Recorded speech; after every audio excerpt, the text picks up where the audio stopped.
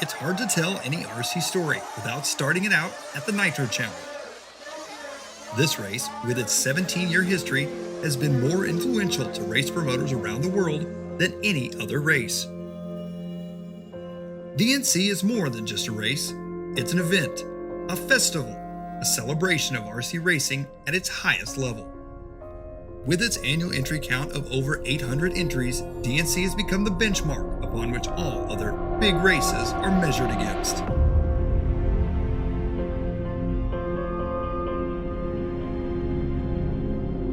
The prestige of DNC draws in the top racers, not only from North America, but from all around the world.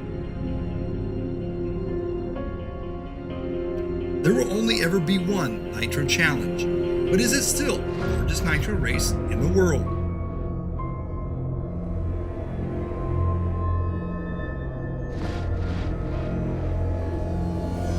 It's definitely the largest indoor RC car race in the world, and it's probably the largest single-track RC car race in the world. It would appear that there just might be some competition for the title of the biggest race in the world, and that competition is the Psycho Nitro Blast. With a record-setting crowd of 915 plus entries, so thank you all for coming out. Great day so far of racing. It'll be a long night with an early morning to follow. With races like Psycho, the Southern Nats, AMS, and the Wicked Weekend, it does beg the question, are East Coast races starting to gain more popularity than West Coast events? Saturation on the West Coast with all the series and stuff, so I would say they're pretty equal. You know, the Roar Nationals just sold out in 13 minutes, which is such a joke. Anyways, for the East Coast, it's going off. You know, I mean, I think 8-scale is the biggest class in the world, and this would show. The East Coast in the last couple of years has definitely attendance-wise, you know, jumped way up there. I don't think we really get the factory support that the West Coast races do, just because everybody's out on the West Coast and it's really easy to fly in the international guys because they can stay with the pro guys there, and it's just more, I think, convenient over on the West Coast to attend the big races. But we have a packed pro field here at the PNB. We got more and more pros coming over every year. And so the PNB has definitely become, you know, one of those must-attend races over the past 3-4 years. With the gain in popularity, PNB, as it's affectionately referred to as, has drawn some of the industry's top drivers, including 7 of the top 25 racers in the world are here. It has even attracted some of RC's internet personalities. There's a lot of guys here. I mean, there's only a couple guys missing. You know, Ty and Maifield, I would say. Who else are we missing? Blue Dog. Who? Blue Dog. Oh, Blue Dog, yeah. That's a different story, too. But, I mean, I don't really know. Spencer. So there's 3 guys missing, but it's still a major race, I feel like. I mean, last year, almost everyone was here again. So I think it's getting bigger and bigger as the years go on. Like the Southern Nats and many other Southeastern races, PNB is held in yet another really big barn. Every bit of space is used to accommodate the 300 to 400 drivers. Like the DNC, many of the drivers stay in RVs, giving the PNB a very similar feel. This is an event first, and a race second. For the East Coast racers, this is their DNC. I like these big races. I like all the downtime between rounds. You know, I enjoy hanging out with everybody. So, I mean, the RC car race is like a big family. You know, hell. While having a family feel to some, this same sport has the feel of an addiction of sorts to others. Then I tried to stop, and then ended up buying another buggy and getting back into it, and I think I'm just gonna keep going. Tried to stop, you make it sound like it's an addiction. Yeah, it is. It is. As is every hobby, and like I said, I have a bunch of hobbies that I'm good at, but I suck at RC. Brian, who goes by the nickname of Eggroll, is a longtime RC enthusiast. Like so many, Brian is caught in the grip of this shared obsession that is RC racing. I just try to do the main ones around in this region, Psycho, all of the Psycho, Wicked, SIC. I try to do all those. Springsteen, Fall Brawl. And then I typically race at S&B and Easley in South Carolina. Those are my home tracks. He hits the track for his first practice session. With a model like this, it will be very interesting how Brian fares this weekend on this high-speed, big air track. The smooth surface is fast, and the jumps offer something just a little bit different: wood jumps. This track sees so many laps that it's nice to have consistent takeoffs, and they don't scrub any speed. They're gentle on the cars, and you actually get more air time with these ramps than you would with dirt jumps. While the launches may be gentle on the vehicles, the landings, not so much. In the pits, many a broken buggy rest in pieces. It's become very clear in this 24-hour practice session that we will not be seeing a Joes versus Pros final like we did last year at the Southern Nats. When the A-Main finals come around in the wee hours of Monday morning, it will be dominated by the paid professionals here at the P&B. It's a cool experience, like I said. The facility's awesome. The track is awesome as well. The triple's gnarly. So now everyone's kind of growing the balls to do it. It's kind of cool seeing everybody do it. Yeah, so we'll see how everything plays out. I really like the triple single, and then into like the floor where it's like all polished up. You have to get a little bit more like technical on your throttle going into that section. I would say the favorite part for me is a wall ride. I don't get to drive those very much, and I think they're pretty fun. So that's probably my favorite part. Probably the jump in to concrete section. I know that's not maybe a single feature, but section of the track. I didn't know what to expect once the dust and everything got there, but it's actually really cool. It's loose, but it's controllable. You can kind of drift it around there. It's a little bit of a blind spot coming out, but it makes it cool too. Like, you have to kind of whip the car a little bit so that you can accelerate around the next corner, but that's my favorite part so far. The triple seems like it's like a big talking point of the track, and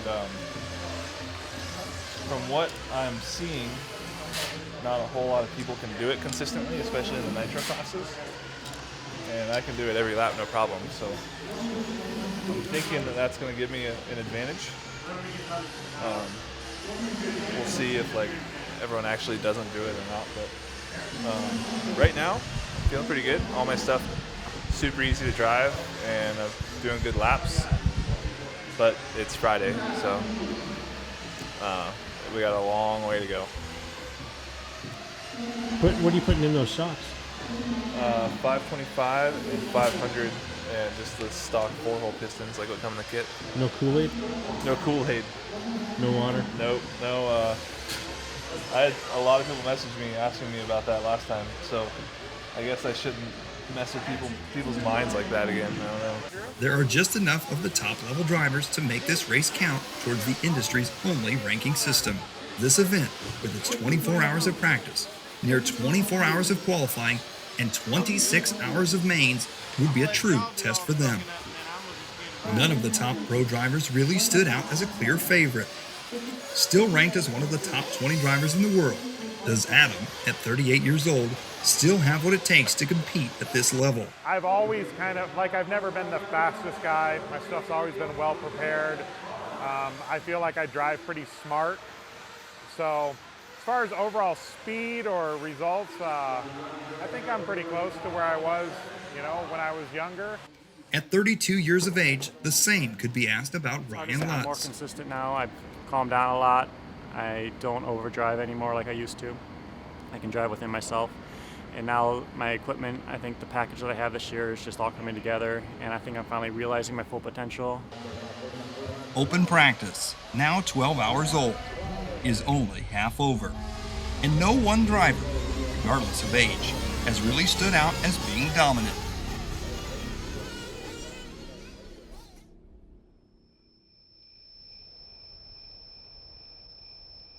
All right, so it's kind of a P&B tradition to do a monster walk. So we do that during Friday night practice, and we get some of the monsters from our haunted house to come out and scare all of the racers. And then of course we have the lovely Psycho girls in their nice straight jacket dresses.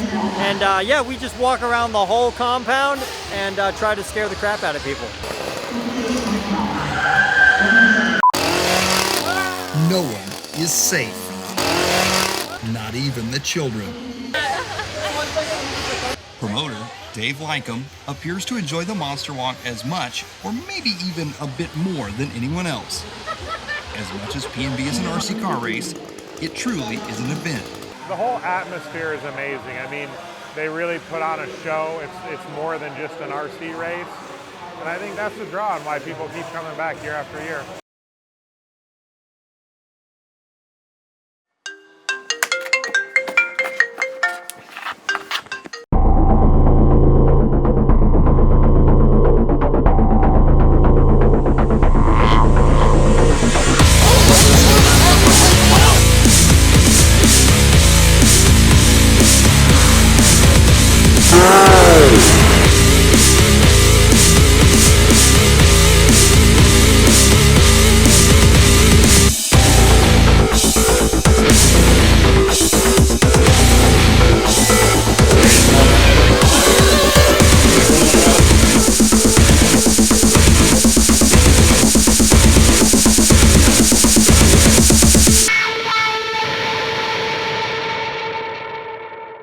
I think this race is hard on everyone. I mean, last night we were here till 3 in the morning, had to be up 6 o'clock to be back for our qualifiers.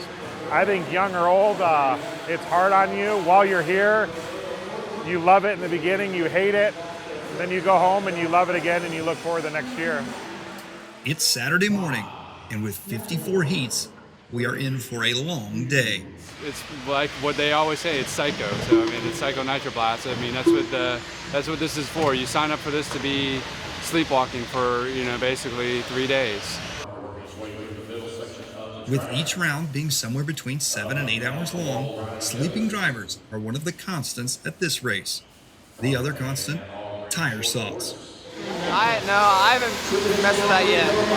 Maybe, but I haven't done it yet. I try to stay away from it. I hate tire sauce, so. Like so many indoor events, the saucing of tires is a common practice. Unlike other races, such as the Nitro Race, to make things simple, saucing is perfectly legal here. But is there any advantage, or is it nothing more than a cranial placebo? Again, there's no real clear message of like sauce is way better or this compound's way better. It's kind of what you feel comfortable with and how your vehicle's set up. With the added complexity of tire saucing, this should give the pro drivers, with their years of experience, another edge over the Joes in qualifying. That being said, Adam struggles in his first Truggy run. He simply chose to run too soft a tire, and his Truggy was too much to hold on to.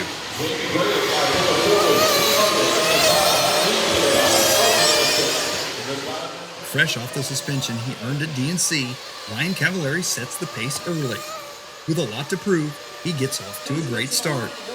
He's in a fierce battle with Ryan Lutz pretty much the entire heat race. I mean, this place was good to me last year. I got a win in Truggy, and I was fast in all the classes. I just had some failures in Nitro and just made a bad mistake in buggy. But overall, our cars are working really good, and I pretty much had a little bit of time off to do a little bit of testing, and so I'm ready to go. Cavallari grabs the TQ spot from Lutz on the final lap of this first qualifier. While only moments in our story have passed, Adam's second run, a full 8 hours after his first, saw wholesale changes not only to his setup, but how he attacked the track.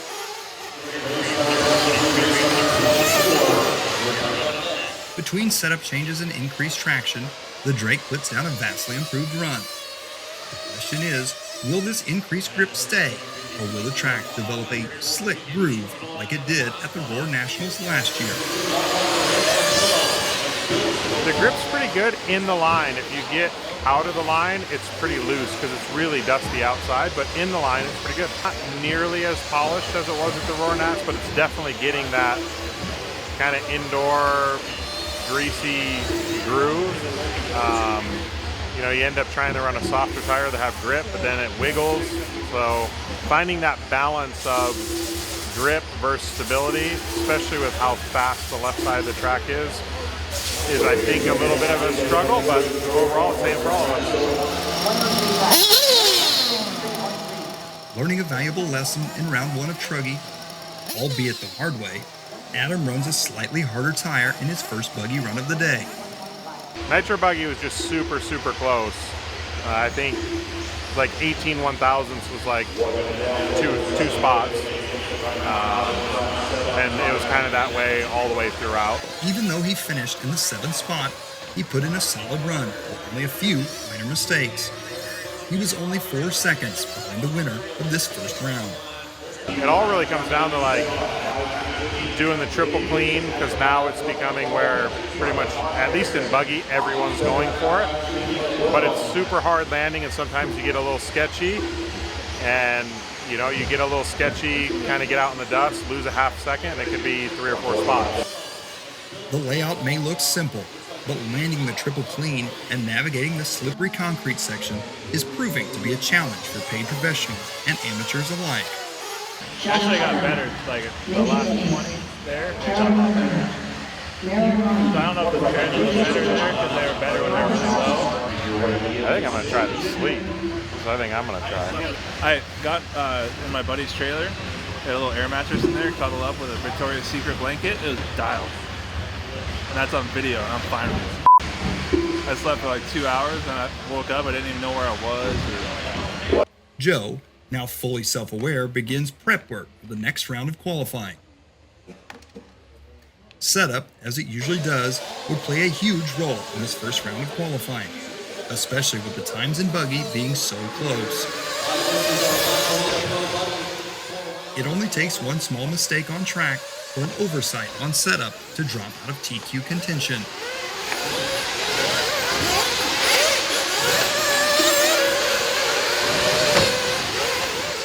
Austin Blair surprised pretty much everyone with the run he laid down. He puts in a clean run and is the unlikely TQ. I wasn't expecting that. I just kind of did my own thing and then got lucky, I guess. This unexpected TQ really emphasizes the importance of an error-free run. Pretty rough. I thought the track was ready for a little bit stiffer tire, but not quite there yet. So I just confirmed that on my last electric run that I should have stayed with a softer tire. So my mistake, but I got away with some decent points, I guess. Better than nothing, I guess, but top 10 run still, so kind of got to watch the track. We're not up for like 7 hours again now or something, so it's going to be different by the time we get back up there. Maybe it'll actually be ready for the stiffer tire by then, but yeah, just kind of got to keep an eye on the track. Like Adam, Joe felt he erred in the tire selection.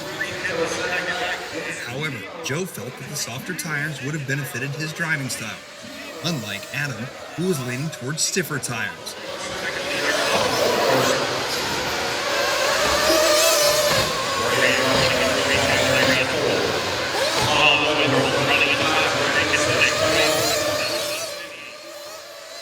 Hours later, Joe, now on a stiffer tire, is in a close battle with Tebow and Lutz. Small mistakes once again keep Joe from winning the coveted TQ. Pretty solid. Nitro buggy, there was like 3 of us within a 10th. I should have had it. And I landed a triple on the last lap and bounced. I did a donut. E-buggy, I got the first 2 qualifiers, so we're locked up in that. Truggy, I have like a 5.5, I think, so we're good in that. Truggy, I locked it up in 2 rounds, so we're good in that. So overall, pretty solid. With 2 rounds now in the books, the question is, has anyone emerged as the driver to beat? Absolutely not. Still pretty much anyone's game, really, in buggy at least. Jared would TQ round 2, but his run was riddled with both small and large mistakes. Fortunately for him, the same was true for every single one of his competitors. You know, I crashed off that triple a couple times, and it was just a really ugly round. Probably one of my worst feeling TQs, but it's a TQ. While initially popular with the drivers, the concrete drift section was becoming less and less popular. Round 1 TQ Austin Blair would tangle with both Tebow and Cavallari. Cooler heads did prevail. Eventually. Some mistakes and got into somebody. Nothing serious. Not my own fault, but it's what it is. Just gotta put your head down and keep going for it. So. I mean, we pretty much, I didn't really give myself much of a gap between the guy in front of me and the guy behind me. So I was just kind of in a bad spot. And so we caught up, and me and Jared were kind of like, you know, first and second on the clock. And we kind of thought Austin was going to give us a little bit of room in the polished like concrete section. And then, I mean, all three of us kind of missed the jump. So it was kind of like we all had, you know, not a great lap. So, you know, I wouldn't really blame anybody. It kind of looked like he was going to let us go and then didn't. And you really can't make an adjustment up that jump. So we ended up missing it. Went around, jumped over a couple pipes, and then still ended up with a top 3 run. So overall happy, but I wish I would have gave myself spacing and being a little bit smarter at the beginning. So that's a really sketchy section when you have multiple cars going into it, and the first lap of the mains are going to be really wild. Jared, the most recent incumbent champ in attendance, is the overall TQ after 2 rounds of qualifying. However, he, nor any other driver, has really come out and shown that they can dominate the field. It is still anyone's race. Truggy was a slightly different story. Ryan Lutz, after a problematic second place finish in the first round, decimated the entire field in the second round with more than a 4-second gap over second spot. We had a little too much steering, like it was diving on the front a little bit, the traction came up a lot, but the truck was super fast and put down some good lap times and got the TQ.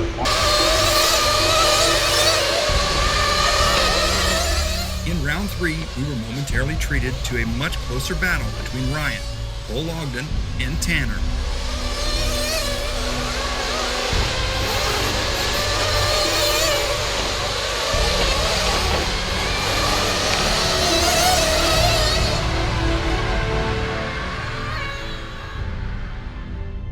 While Cole managed to hang with Lutz for the entire run, Tanner simply couldn't maintain the pace.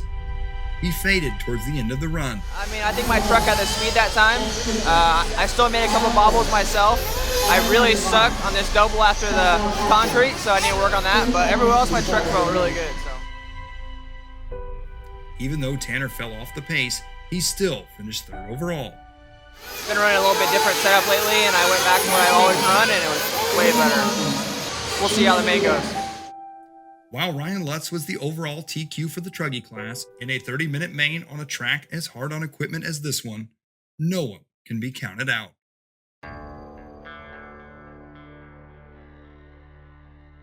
One final round remains to be run in the coveted Nitro Buggy class. Would someone make a statement and take TQ honors with authority, or would it be another tightly contested battle from tone to tone?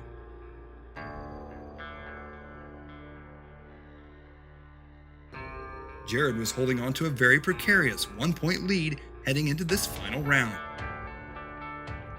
Even though these are some of the top drivers in the world of RC, this high-speed, unforgiving track would be a challenge for them. One mistake could be all it takes to knock any one of them out of contention for TQ, which was still very much up for grabs. The only certainty at this point is that it would not be Tanner. He broke his buggy in warm-up prior to the tone. As far as P&B versus Tanner goes, it's abundantly clear as to who was winning. So far, it's on TQ pace. So, but we're getting through it. I think tomorrow should be kind of a actually halfway easy day, since our mains are kind of all at once. It's gonna be a lot of wrenching during the day, but at least we only run 3 times, so. Tanner packs up and heads back to the hotel for some much-needed sleep, albeit slightly ahead of schedule. After the first few laps, Adam jumped past Jared for the lead. It would be short-lived. Beginning, I caught Jared a little bit, first couple laps, and Colin Weatherholt started in between us. And then I got close on him. I changed my line just a little bit in the whoop. He actually was starting to go wide to kind of give way. and I just kind of attacked the whoops a little too much, crashed, had to be marshaled, and then just kind of battled back from that a little bit. But it's, I mean, the times are so close. Everyone's so close that to have a, you know, mistake like that, have to be marshaled and come back and be right there in the mix, I'll take it. By the third lap, we saw our third leader. Jared regained the lead on lap 4, and he would hold on to it until the second to last lap. A costly mistake on the final lap would drop him all the way down to 7th. I think my pace is right there. I'm not jumping the triple. I think it's a little faster if you jump it, but I don't know. I don't think it's worth the hit on all the servos and the engine and stuff. So I've kind of committed to doubling. If I have to triple once the main starts, I'll jump it. But I'm just going to double, I think, in qualifying. And I think my pace is good. Given the pace of his competitors, Jared has been forced to change his game plan from practice slightly. While Jared's pace was good, Joe's was a little bit better. After a lengthy battle with Paul Ogden, Joe would cross the line with a margin of just over 1/10 of a second over Cole. With this win, Joe would become the overall buggy TQ. Austin Blair would start the main from the 2nd spot, and Ryan Cavallari would be 3rd. I don't know. I'm not trying to throw it away. I just threw it, away that time. It seemed like, and nothing I could do about it. So just gonna work on our stuff and get ready for tomorrow.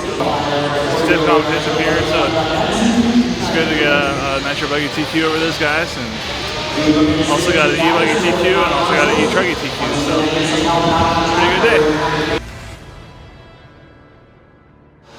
To me, it felt like I could do 30 minutes, no problem. With no mistake, so I'm ready. With Joe's TQ of the buggy class, Techno would TQ every single pro class at the PMB.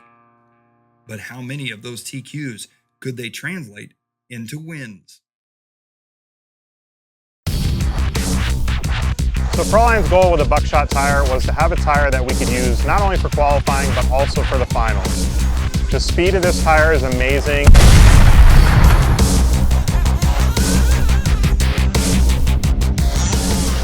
But the tire is also very durable and long-lasting for the finals.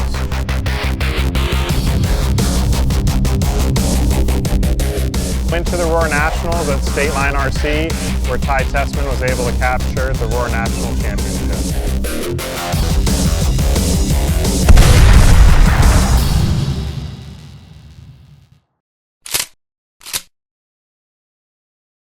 There are certain things that you simply cannot make up, even if you try really hard.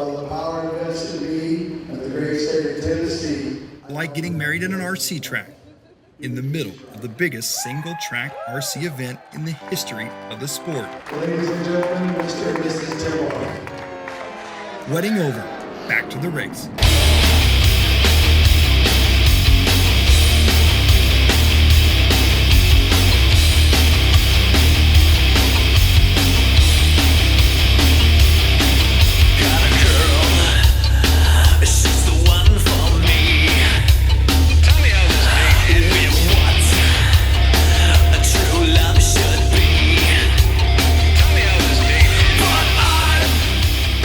Track's definitely going to change for the mains. You know, we basically have 20 hours before we're going to be up. The track's going to dry out more, groove up a little more. But it's coming around kind of the way that I'm expecting, or I guess hoping it to. That was close. Dang it, there's a camera on me. I'm on the awkward here. Qualifying ended a couple hours ago, and it's mains day now. No, I made ace and everything. I got to beat up on Lupus Live, so I got to finish what I started. To kill time, many of the A-main drivers, like Mark Santamaria, help pit their friends who are in lower mains. I don't know, this one we're crazy. We're just psycho. That's why we're doing this one. You got to be psycho to run this race. Oh man, I probably got maybe 6 hours the past 72 hours. It's different. It's different. So I like the change. Joining Mark in the Open A mains is Jerome Treignier. For both Mark and Jerome, making the Open A is an accomplishment. It's a good part to run Open because I'm not racing so much lately, so it's just like I can battle with people just like at my level, you know, and just make the main, and just like having some fun with all the pros guy and just helping them too. Also helping people for RC concept, so it just takes me so much time that I need like to be more relaxed on the like racing program. Yeah, but there is some really fast guy in the open class too, so it's challenging. It's not like easy, so it's good. Eggroll wasn't quite as lucky as Mark and Jerome. He is well down the mains list. His P&B is already over in buggy, but in the Truggy class, he is qualified into the B mains and has an outside shot at earning a spot into the open A main. 18 other drivers with a common goal will be joining him in this packed heat. With heats this large, it's questionable if any strategy at all can be employed for the starts. It really appears to come down to blind luck.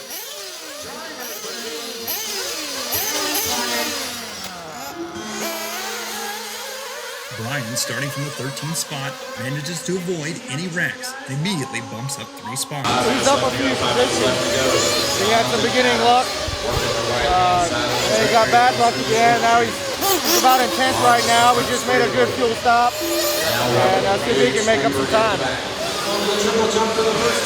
Only the top 3 will bump, so he still has a tough main ahead of him. As it was in buggy, Brian's P&B ends early in this class also. He finished in the 7th spot, well short of the bump position. Something like that, but it was a really good run. I just kept it real easy, and I think I did really well. But I wanted to make the big show. That's always the goal, but pack it up and do it again.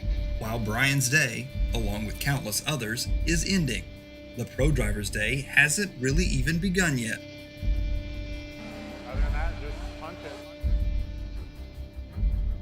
We got some sleep last night, but kind of draining, kind of just sitting here all day. But you know, we're getting through it. The worst part is we're gonna have to drive straight to the airport to make our flight today. So that's gonna be the hard one. I'm laughing right now. Yeah, I'm not.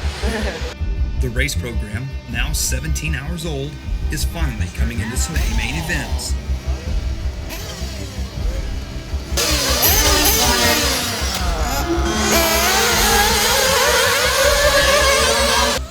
It is now Mark's time to shine, and his wheels are pink. I threw on the wrong tires. My tires didn't last, so halfway through I was losing tires. Started getting frustrated. I went for the big 60-footer near the end and blew a throttle servo. So even though he DNF'd, Mark finishes a respectable 9th in this competitive field.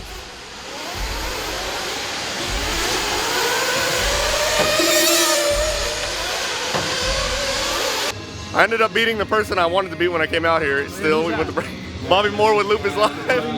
Yeah. Hats off on the zone, and hey, it was a friendly battle going on, and we look forward to carrying it over to the AMS, where hopefully we can redeem ourselves. I'll be honest, I think that I took them too lightly. On the tone for the win, for sure. Jerome, also in this main, is in a tight battle with one of the B main bump-ups, Boudreaux Nicholson.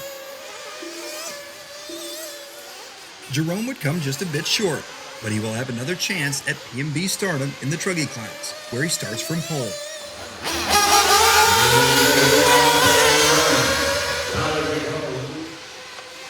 Jerome takes advantage of the clean track that the TQ spot has awarded him.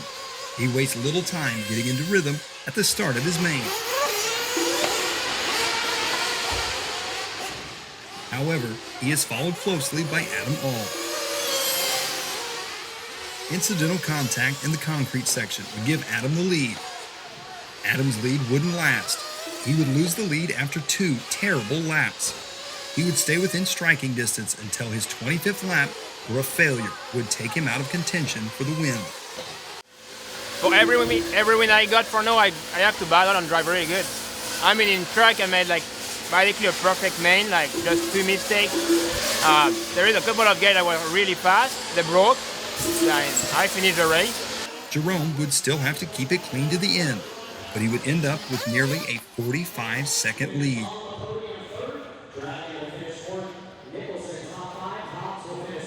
Yeah, I had a lot of fun.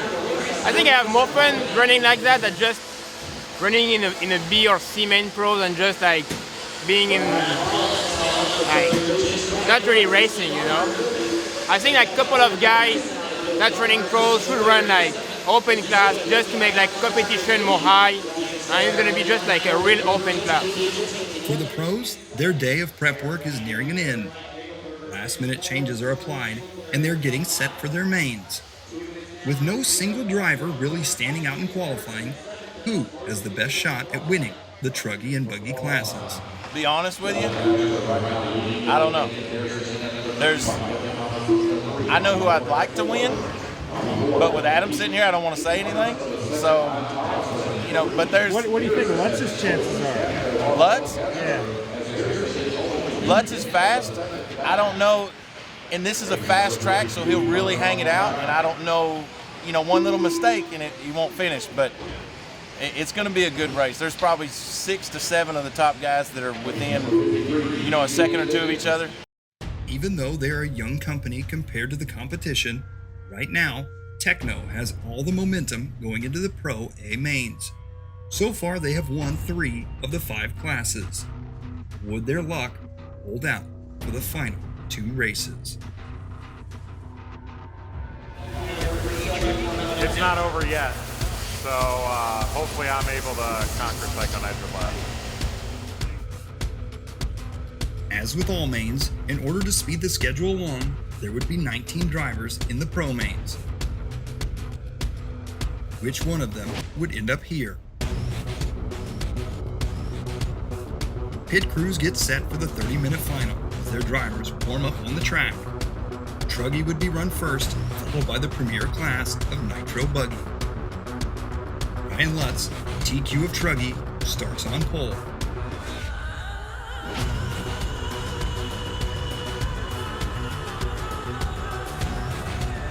As expected, he gets a clean start. Behind him, 18 cars race for the win. On the first lap, it is absolute mayhem.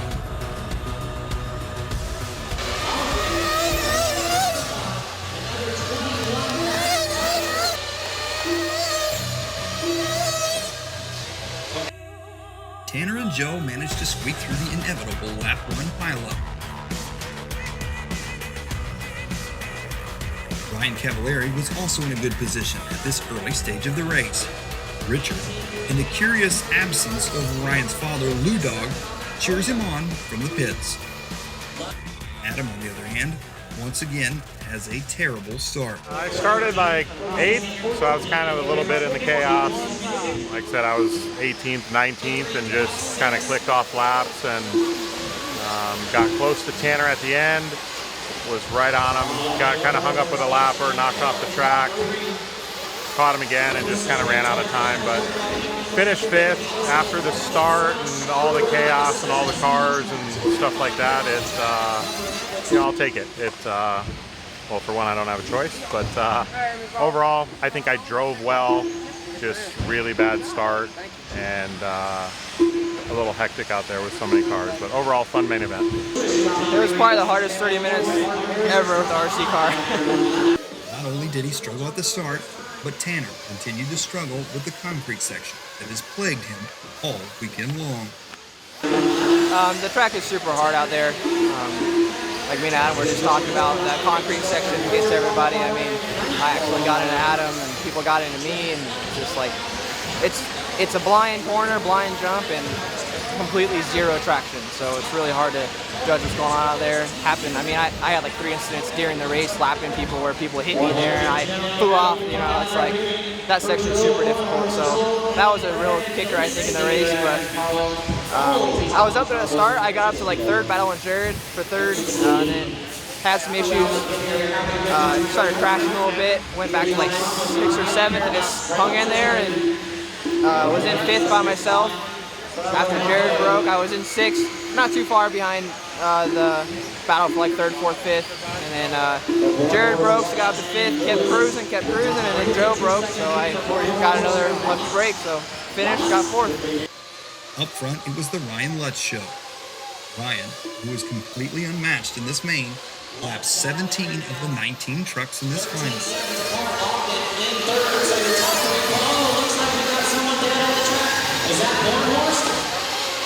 Looks like Bornhorst is running the 4 spot. His teammate Bornhorst would break down with less than 10 minutes remaining. He would finish 15th.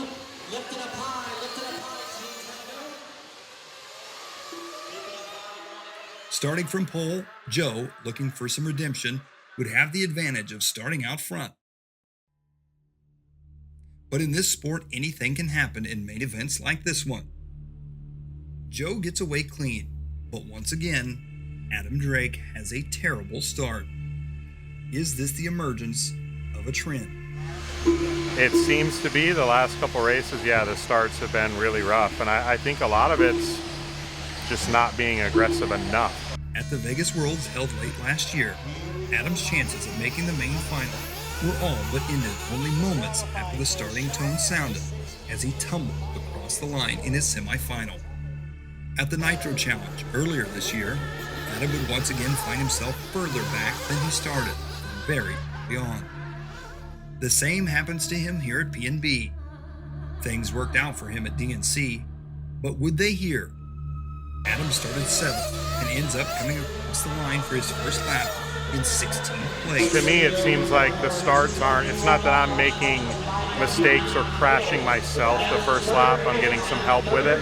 So I think it's just, instead of kind of being so careful the first lap, I almost need to be a little more aggressive and be the aggressor, and instead of, you know, people being aggressive with me.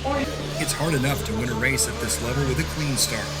To end up near the back of the field makes a difficult task even harder.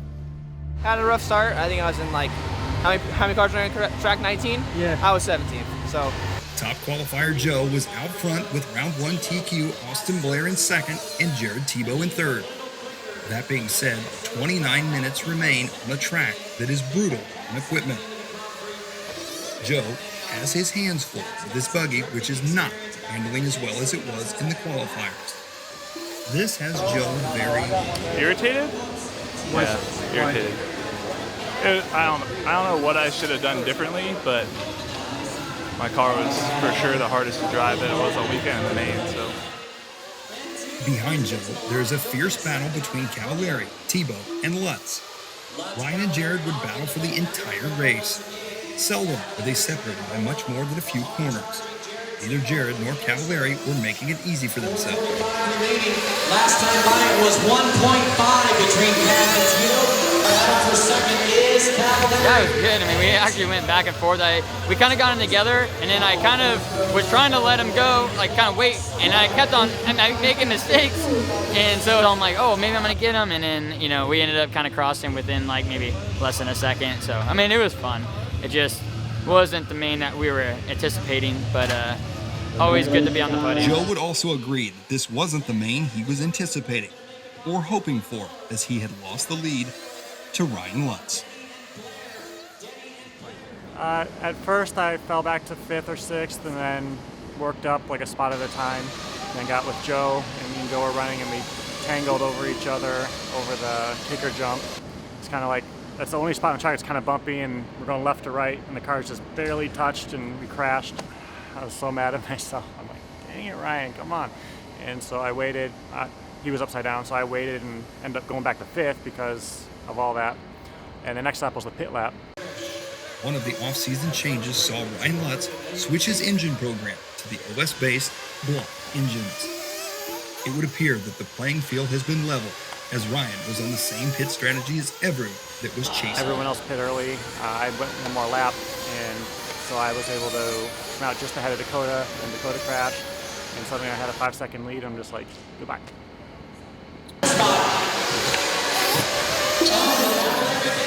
Even though he's nearly 30 seconds ahead of second place, Ryan keeps it safe in his final lap, easily securing the win.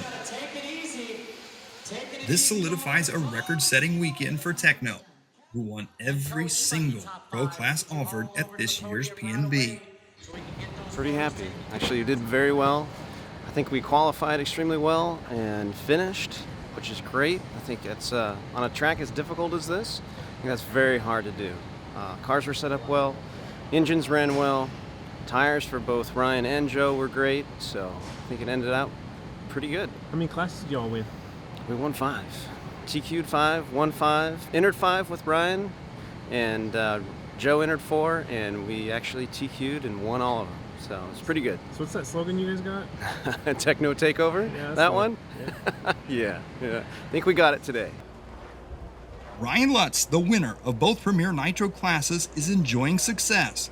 But to a degree, this is very surprising.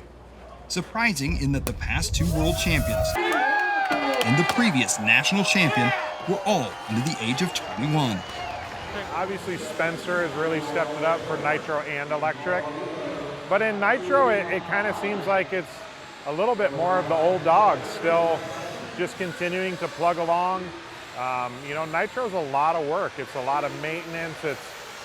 It takes a little time to just kind of figure stuff out. So even though products are getting better and it's maybe getting easier to kind of have your stuff run well and finish races, it still takes years to kind of get that racecraft for the longer races and knowing how your car should be set up to be able to survive those long races. So how is it that the younger crowd at this race, drivers like Joe or Tanner, didn't manage to capitalize? I mean, I didn't get it beat by any slouches, for sure. I mean, Ryan and Jared are, you know, some of the top guys in the world. So just to be able to run with them, and at the end, I mean, I was within, I think, 5 seconds of Jared and Ryan. So, well, I didn't get the extra lap, but I was 5 seconds behind them the lap before that. So overall, pretty good. I mean, still making strides. I'm still making improvements on my driving, and I'm still the rookie here, so I got plenty of years left to get better. Just got to keep working hard, and we'll be there. It was a great experience. Everyone here did a great job, so it was really fun. Just long race. For now, Ryan savors this victory. But in the coming years, will we see the talent pool in this sport change? Will the stars of today quietly fade into the night? It's going to come so slow, and then you just have to be patient. In addition to the talent pool changing, will we also see East Coast races continue to grow? Or will races like DNC and the Silver State Race continue to set the standard for large races? In any event, this exhausting P&B is finally over. Well, I like to sleep usually, and I haven't done a whole lot of that this weekend, so. Oh my God, it's awesome. I can't wait. I mean, we don't have any of our stuff packed up yet. We had to march to the very last race, so we're exhausted. We're ready to get back and get some sleep. When you win a couple of races, it kind of gives you a little bit of adrenaline, so at the moment I'm actually doing okay. Come back next year. Next year, we're going to 4 days. It's going to be a more relaxed program, staying up late into the night. I'm just too old for this shit. So is his mom and I'm dad. too old. I quit. I'm done. I got dirt boogers in my nose. I'm going to be blowing dirt out of my nose for months. Tired of this crap. Tired of the dust. Tired of 24 hours. Tired of staying up till 4 a.m. sleeping in the back of my truck. I'm done. It's over. But I'll be ready to do it in a week. We'll tear down the PNB and start planning for next year. As Dave begins prepping for the teardown, drivers pack up. Before long, the pits are all but deserted. The track teardown of this mega event will last the next few days. Dave has a busy season ahead of him, with AMS and the Wicked Weekend coming in the next few months. For event promoters, their work is literally never done.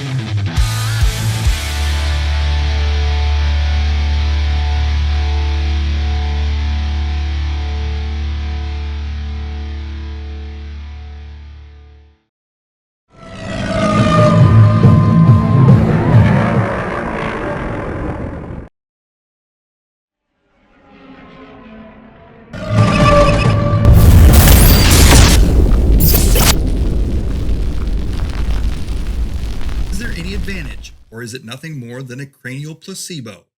Boom. Boom. That was the word too. Cha-choo! I knew it. I can't believe you know what placebo is. Well, wait, you know what it is? No, I don't know what it is. I just nailed it.